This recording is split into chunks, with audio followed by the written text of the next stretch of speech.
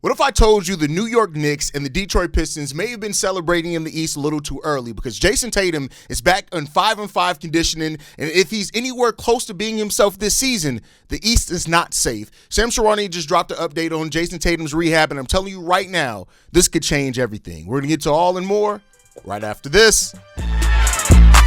Welcome to the number one place for your daily basketball news and analysis, NBA Central.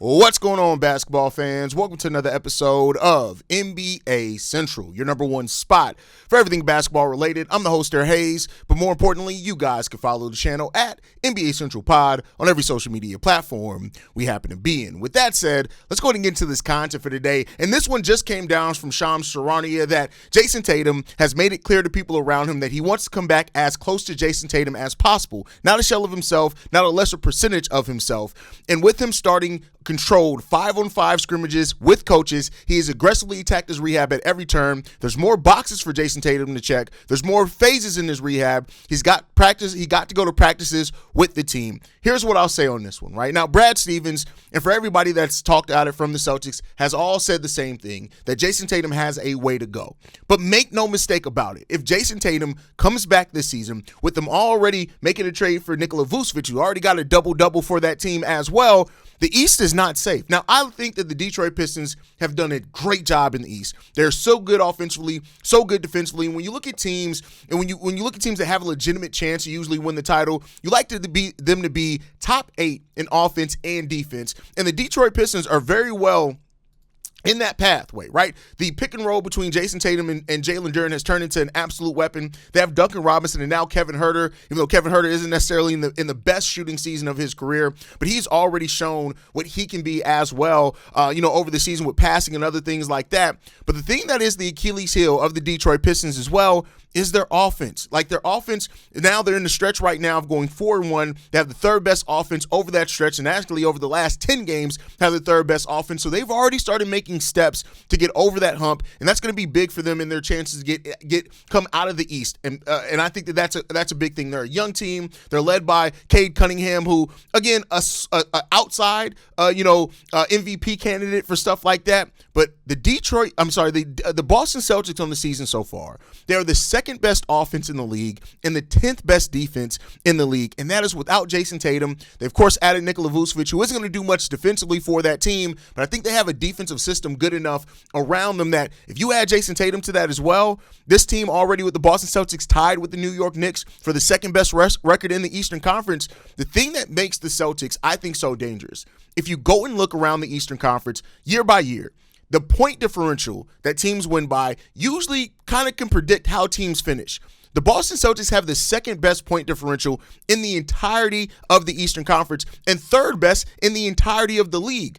So they are still a legit championship contender, even without Jayson Tatum being healthy and being on that roster. You add a Jayson Tatum to this team, and I know I read Sham's quote there that Jayson Tatum does not want to be a shell of himself. He wants to be 100% himself, and that may realistically stop him from being able to stop him or keep him from returning because he wants to make sure that he feels like himself in returning. And I respect that. We've seen so much with players is that when they don't trust their body, they're not themselves. And with Tatum and the standard that he's holding himself to, it's absolutely admirable. But when you look at this Boston Celtics team, and like I said, what they're doing with their point differential, the offense and defense mix there, even though they're 4-1 in their last games and their offense is taking a bit of a hit at 21st offensively, this is still one of the deepest teams in the entirety of the league. And adding Nikola Vucevic to that team is going to help them with that even further. You have Queta as well, who defensively has some things there. Nikola Vucevic, who ends up coming off the bench for the rest of the way. But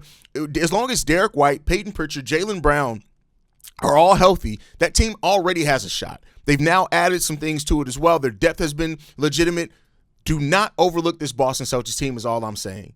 And Jayson Tatum's potential return could be the exact thing, the catalyst that completely turns the East back to what it was before. Now, of course, teams like the Cleveland Cavaliers, who have been disappointing this year, teams like the Indiana Pacers, who are dealing with injury, the Boston Celtics, for the most part, have been able, despite all the changes that teams have made in the East, the rise of a young team like the Detroit Pistons, the New York Knicks winning games and more against above 500 teams, this is still a Boston Celtics team that has a winning record against above 500 teams. They're 15-12, whereas the New York Knicks are 15-14 against above 500 teams. They have a winning record against below 500 teams as well, and they have a winning record in 10-point games decided by 10 points less. They have a winning record in that. That sounds like a team that's already been through playoff battles. That sounds like a team that knows exactly who they are. That sounds like a team that trusts their coaching and is coached very well.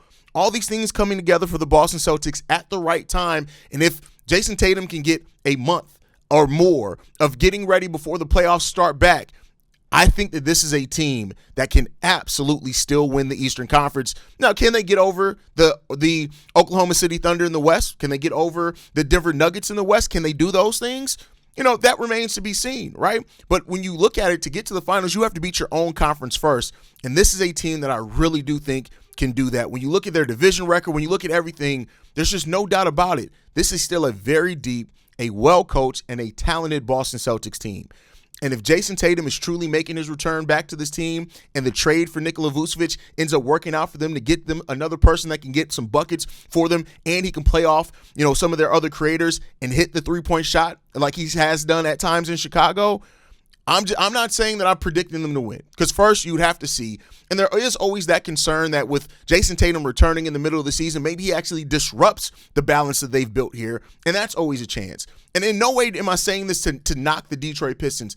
I love watching the Pistons play basketball this season. I love watching Cade Cunningham play basketball, and like I said, Jalen Duren has turned himself into a legit star in this league. But all those things shake out and work for the Boston Celtics in their favor, we can absolutely be talking about a team that is going to the NBA Finals. And I tell you what, I wouldn't be surprised to see it. So now I got to ask you guys, if Tatum does come back at even 90%, is the Boston Celtics the favorite for you? Or are we overrating what he can do post-Achilles tear? Let me know your thoughts down in the comments down below. Is the East wide open, or is it still the Detroit Pistons to lose? You can follow us at NBA Central Pod. You can send us any feedback, questions, comments, concerns. NBA Central Show at gmail.com. And lastly, if you want to leave a text message and our voicemail for the mailbag, the number to do so, 773-270-2799. I'll catch you guys on the next one. Love you guys.